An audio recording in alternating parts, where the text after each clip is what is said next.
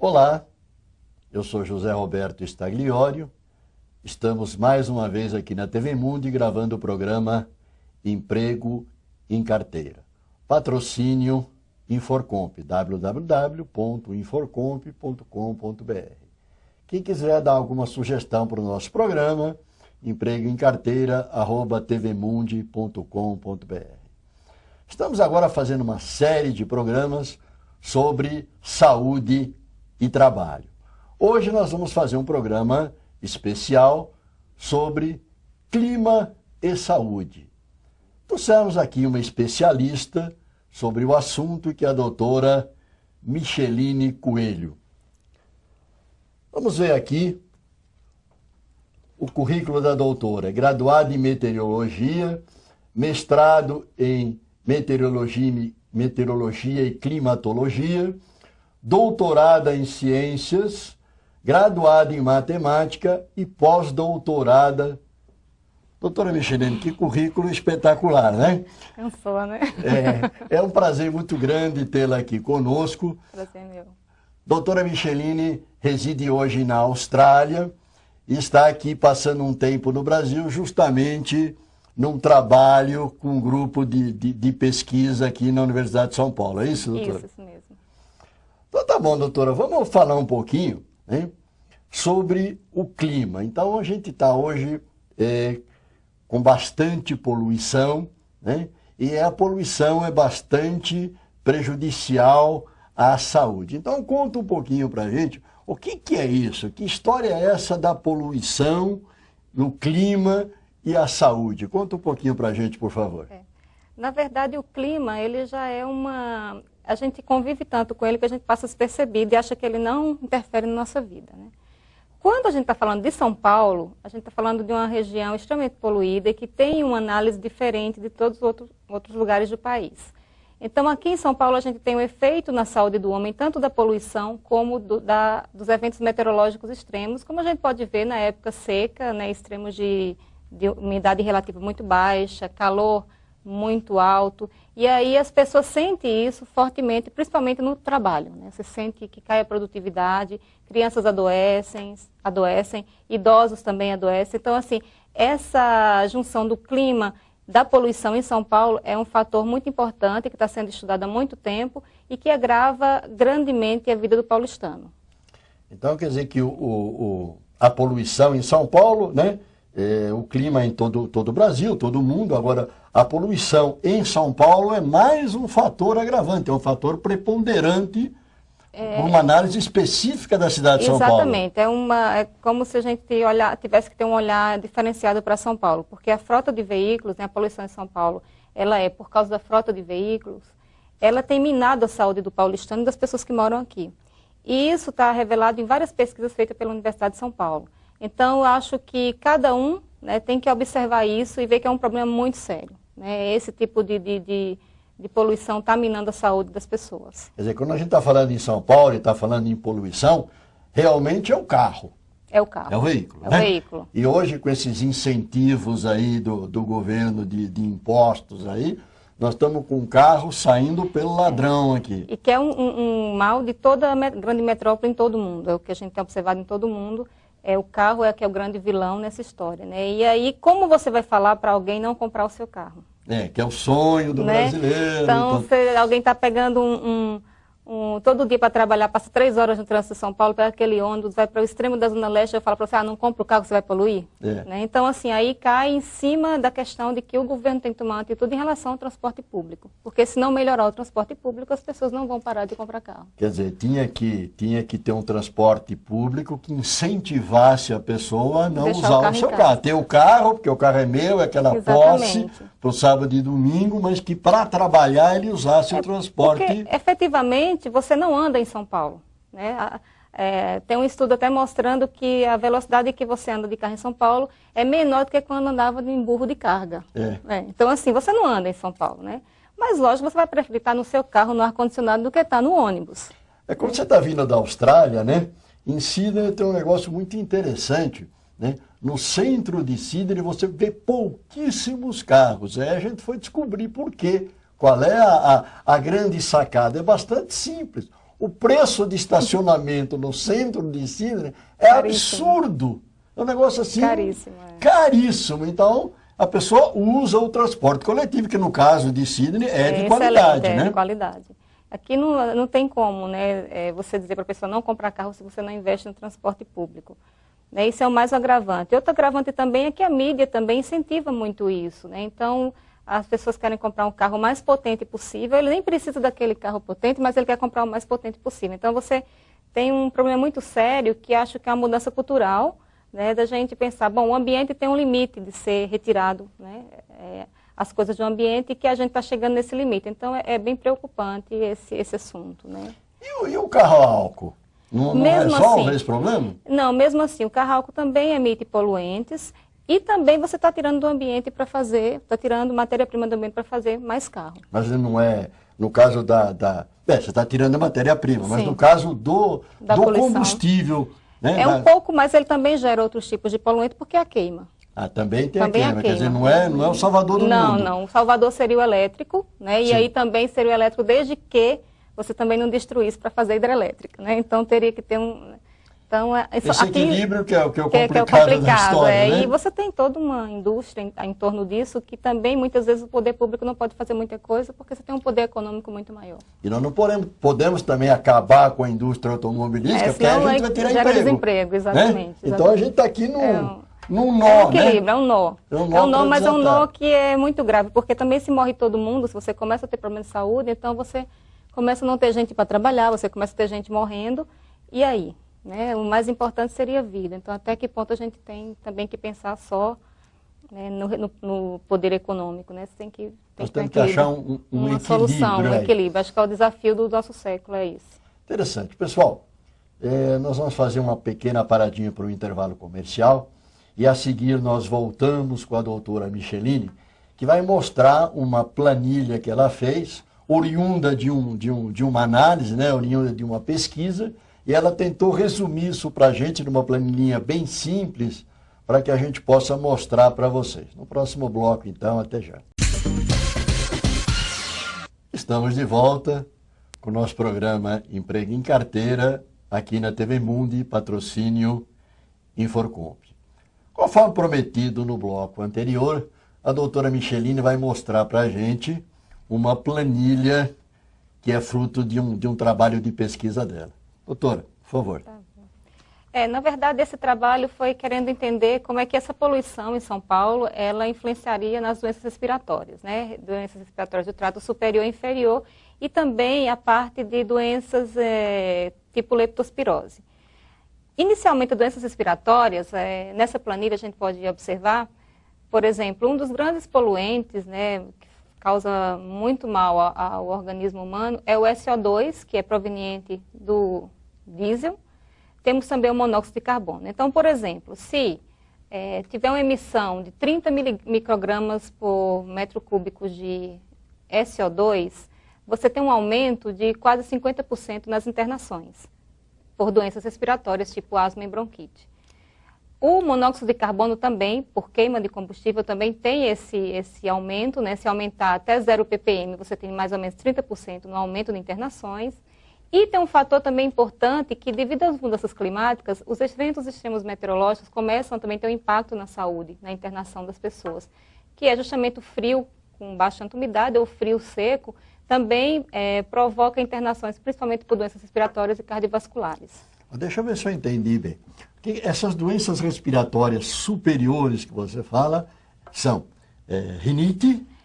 Rinite, pólipo nasal, sinusite. Então, esse tipo de doença. E observa que essa pesquisa é feita apenas com internações. O quantidade de pessoas que não internam. Nem se internam, que vocês nem ficam sabendo. Exatamente. Então, assim, isso aqui é a ponta do iceberg.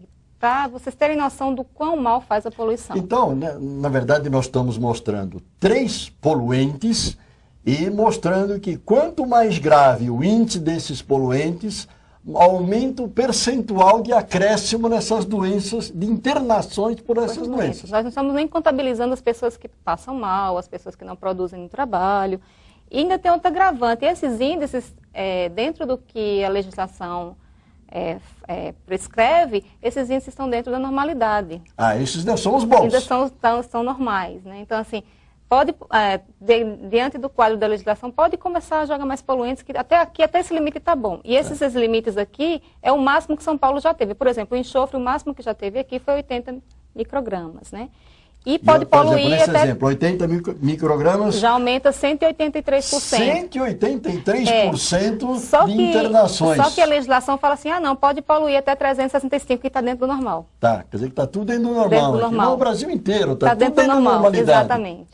Então, assim, isso é uma pesquisa científica, o Laboratório de Poluição Atmosférica da USP, no qual faço parte, a gente tem feito mais de 30 anos, né, que esse laboratório faz pesquisa mostrando a gravidade da situação, e ultimamente o governo tem se mostrado sensível, a Prefeitura de São Paulo tem se mostrado sensível, então várias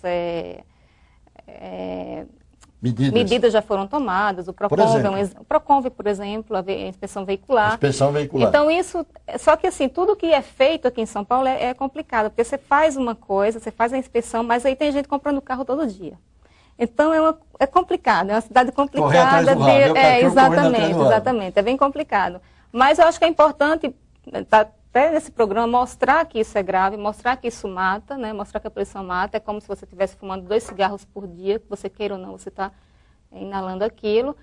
E mostrar também que a gente tem que cuidar do ambiente, porque quando a gente não cuida do ambiente, a gente começa a ter esses eventos extremos meteorológicos. São Paulo não tem mais garoa, né? Nós destruímos a garoa de São Paulo, nós pavimentamos as ruas, então nós temos alagamento, enquanto que se chovia 40 milímetros não alagava, agora alaga, e aí você tem problema de leptospirose. Então, assim, é uma situação caótica que a gente tem que parar e pensar. O que é que a gente está fazendo com o mundo, o que é que a gente está fazendo com a cidade. Porque às vezes para a gente, né, para a gente que é leigo no assunto, né, dá a impressão que esse negócio de poluição é só a chatice né, dos verdes, né? Dos partidos verdes, né? Aí, que são chatos, que comigo não pega nada, nunca tive doença nenhuma, mas é mentira. É mentira. A gente tem estudos, assim, a gente faz estudos com ratos, né, da Faculdade de Medicina, e assim, é claro, desde influência em abortos, influência em fertilidade, respiratória e cardíaca é que a pessoa mais sente, mas assim, tem oftalmológicos, interferência na visão, no ruído, como a doutora falou uma vez aqui no programa, né? Então é muito importante isso também, então, que é um tipo de poluição, o ruído. Então é complicado a situação de São Paulo. Eu acho que o paulistano e quem mora em São Paulo, né, que tem mais imigrantes do que paulistano. E você mesmo, eu sou mesmo uma das. A gente tem que começar a se preocupar com isso, porque não é apenas um discurso verde, é uma coisa muito real. Vamos falar agora, então, do outro item da sua planilha, que são as doenças respiratórias, que chamamos de inferiores, é isso? Asma e bronquite, asma né? E bronquite. A DPLC, que é uma doença já, para quem fumou, né? Já uma doença que acarreta pessoas de mais idade. Aí você tem um problema aí do material particulado, que dentro desse material particulado também tem um enxofre, né? E o ozônio, né? Então a gente também tem um problema seríssimo aqui do ozônio, que não é o ozônio lá de cima, é o ozônio aqui pertinho da gente. Não é aquela história da camada, do buraco de ozônio. Aquilo aí é outro problemão, né? Mas a gente tem um problema mais aqui embaixo para São Paulo. É o ozônio que está aqui pertinho da gente. É que ele é lançado, na verdade ele é lançado combustível e ele é transformado em ozônio por causa da fotoquímica. Então ele é transformado aqui embaixo. Quer dizer que é também oriundo do veículo. É tudo oriundo do veículo. Tudo oriundo do veículo. Exato. Então o ozônio, ele é terrível porque São Paulo, assim, tem uma situação grave aqui, né? No inverno você tem pouca chuva, né? Aí não chove, então você tem muita poluição. Aí quando começa a chover, que é primavera, verão, também começa a aquecer. E aí o ozônio gosta de temperaturas altas. Aí a gente deixa de ter poluição por material particulado, enxofre, a gente começa a ter por ozônio. Nós estamos sempre ferrados aqui. Mais ou menos isso. Então a gente tem que cuidar para ver se muda esse quadro. Interessante. Então mostra pra gente um pouquinho, né? Fala um pouquinho desses índices também da bronquite, por exemplo. Por exemplo, material particulado, se você tem um aumento, né, que é comum aqui no inverno você ter 100 microgramas por metro cúbico, você tem um aumento de aproximadamente 11% de internações. O ozônio, quando você tem 160, que também é comum nessa época, né, primavera, verão, você começa a ter 38% no aumento de internações. Então, essas pesquisas são são apenas a ponta do iceberg, né? A gente está vendo pessoa que estava muito mal e que internou. A gente não está vendo quem está passando mal em casa, quem se automedicou, etc. É interessante que essa pesquisa da doutora Michelini e da equipe dela, né, nessa equipe de pesquisa na USP, em cima de internações. E são fatos reais, quer dizer, isso aí não é conversa de, eu acho, poxa, a poluição está fazendo ficar gente mais... Não é isso, gente. São pesquisas estatísticas em cima de internações em hospitais, quer dizer... Hospitais públicos, hospitais então nem falando públicos, do privado. Nem falando do privado. Isso é uma pesquisa só de hospital público. Gente, quem quiser ter acesso a essa planilha, ela vai estar no site da Inforcomp, www.inforcomp.com.br. Nós estamos encerrando o nosso programa. É uma pena que o papo está ótimo, daria para a gente falar aqui um dia inteiro sobre isso. Agradecendo a doutora Micheline a presença aqui no nosso programa e os esclarecimentos. E se quiser deixar o seu e-mail... Quem quiser tiver alguma dúvida, né, isso aqui é um artigo que foi publicado, se você posso mandar por e-mail para quem quiser, coelhomicheline@gmail.com.br. Muito obrigado então, doutora Micheline. Pessoal, encerramos essa entrevista, encerramos esse bloco e no próximo bloco nós vamos falar com o Bonfim, que é uma empresa de Santos, que vai falar um pouquinho sobre automação. Até já, pessoal. Estamos de volta com o nosso programa Emprego em Carteira, aqui na TV Mundi. Quem quiser consultar o site da Inforcomp, www.inforcomp.com.br. Quem quiser dar sugestões ao programa, empregoemcarteira@tvmundi.com.br. Pessoal, nós vamos continuar no programa de hoje, falando um pouco mais sobre relógio de ponto, que é hoje uma das principais preocupações de quem trabalha com carteira assinada, quem tem emprego em carteira. Nosso convidado de hoje é o Bonfim, que é presidente de uma empresa chamada Hello Clock e que trabalha exclusivamente com essa área de relógio de ponto. Bonfim, muito obrigado pela sua presença. Ok. Bonfim, conta pra gente um pouquinho, vamos conversar um pouquinho sobre relógio de ponto, né? Na Baixada Santista, né? E a Baixada Santista, como todo mundo sabe, é bastante desenvolvida, é um local de muita empresa, e o Bonfim atua nesta área de relógio de ponto. Como é que é lá, Bonfim? O pessoal está aceitando bem o REP?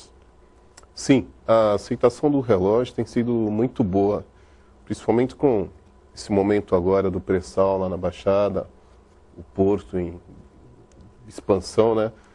E com essa nova portaria o pessoal está buscando muito os REPs, muito mais do que os relógios tradicionais. Quer dizer, aquele pessoal que tinha relógio de ponto antigo, que tinha lá aqueles relógio mecânico, ou que botava o cartãozinho lá dentro, está aderindo, está transformando a sua empresa no REP? Sim, estão buscando, até porque com o relógio antigo, né, o tradicional, o convencional, o empregador tem que comprovar a marcação do ponto da jornada, né? E com o advento do REP, o funcionário aqui tem que comprovar. Então isso equilibrou, é uma segurança tanto para o funcionário como para o empregador, né? Quer dizer, os dois ganham então, você acha, com o REP? Equilibrou isso, os dois têm uma vantagem, há uma confiança de ambas as partes na marcação do ponto, na apuração. O empresário está gostando? Muito. E o funcionário, o operário também? Nossa, muito mais ainda. Até porque ele já tira o comprovante dele ali, já é uma garantia. Ele com o comprovante na mão, ele sabe que, primeiro, se precisar entrar num processo trabalhista, ele está munido de uma ferramenta legal. E que dificilmente também, mesmo que haja um empresário desonesto, ele vai acabar fazendo direitinho, porque ele sabe que o funcionário tem prova. Então, eu acho que realmente vai dar uma acalmada aí nos processos trabalhistas, né, Bonfim? Bastante. Equilibra essa balança no processo trabalhista, onde anteriormente você teria o funcionário levando uma testemunha, já era o suficiente. Hoje, com o REP homologado por essa nova portaria, não basta só uma testemunha. O funcionário vai ter o ticket dele, onde cabe a comprovação da jornada que ele fez, e o empregador também. O empregador que opta pelo REP, eu entendo, né, que ele já está mostrando a honestidade dele junto ao Ministério do Trabalho. Quer dizer, é um negócio bacana, é um negócio seguro, é um negócio que o funcionário vai receber direitinho as suas horas, então acho que ele está se mostrando honesto, né? É uma política interessante. É uma procura, principalmente por lado do empregador, eles estão procurando por essa fidelidade, né? Por essa marcação fiel e esse modo correto de trabalhar. Então, o empregador que não tem nada a esconder, ele procura logo isso. E lá na Baixada, uma grande procura mesmo pelos raps. Nós tivemos até num entrevistado alguns programas atrás, que ele falou do RH inteligente. Que o RH inteligente hoje é aquele que paga direito, não é mais aquele que deixa de pagar, porque o processo trabalhista hoje está muito fácil de entrar. É bastante interessante isso, que o cara bom mesmo, empresário bom, hoje está procurando usar o rap. Eu costumo comentar com meus clientes que o errado você paga duas vezes. É verdade. Né? E quando você faz o correto, há uma confiabilidade, a sua empresa tem uma garantia maior. Né? Então há uma confiança do empregado no empregador e de ambas as partes. E vice-versa. Agora, Bonfim, conta pra gente, eu soube que você teve também lá na sua empresa um case bastante interessante, uma instalação de rap bastante dificultosa, né, problemática. Que história é essa, Bonfim? Nós temos um cliente que ele trabalha com reparos de containers, os containers de navio. E as oficinas desse cliente em cada container. Então ficam em pátios. Ele conserta container e trabalha dentro de container. Positivo. E os relógios são instalados dentro do container. Dentro do container? Exato. E lá na Baixada vocês devem conhecer o calor acima. Já é quente fora do container. Eu imagino dentro como é que deve ser. Dentro do container a temperatura em dias de sol, em verão, chega a ultrapassar os 50 graus. E eu tenho com 5 relógios instalados. E não explodiram os relógios? Responderam muito bem, estão trabalhando lá até hoje. O meu cliente está super contente com isso. Interessante, né? Bastante interessante que hoje a gente está tendo rap em tudo quanto é área, né? A gente falou já sobre área rural, a gente já falou agora o rap embarcado. Nesse programa de hoje estamos falando com o rap dentro de um container em Santos. Nossa, isso daí parecia uma coisa que inimaginável antes do rap. Então, realmente, parece que o rap veio para ficar, né? Apesar da resistência de alguns órgãos, alguns empregados. Eu creio que ele já ficou. Já ficou? Já ficou. O prazo da lei já passou. Há uma procura muito grande. E muitos que apostavam que não ia pegar, se deram mal. O rap mesmo já é uma realidade hoje nos nossos dias. Hoje já não se fala mais no relógio antigo, se vai virar ou não. O rap já é uma atualidade, uma realidade hoje. E a fiscalização? A fiscalização já está dando em cima desse pessoal para ver se está com um relógio não rap? Sim, eu tenho um conhecimento de alguns clientes que já foram visitados pela fiscalização, que contestavam em adquirir o rap. E hoje a fiscalização é uma realidade. Eu acho que quem apostar vai ter um prejuízo nisso. Mas ele não é multado na primeira fiscalização, né? Ele tem um prazo. O fiscal geralmente na primeira ele só dá uma atuação e dá um prazo para ele se adequar à nova portaria. Expirado esse prazo, ele está passível de multa. Aí nesse período ele corre. Rápido. Quer para ontem. Aí ele quer para ontem o relógio de ponta. Vamos lá instalar. Meu amigo Bonfim, foi um grande prazer tê-lo aqui no nosso programa. Contribuiu bastante para esclarecer o nosso espectador sobre o rap. Agradeço muito a sua presença. Ok, eu que agradeço. Pessoal, estamos encerrando, infelizmente, o nosso programa, né? E espero contar com vocês em próximos programas. E sugestões, empregoemcarteira@tvmundi.com.br.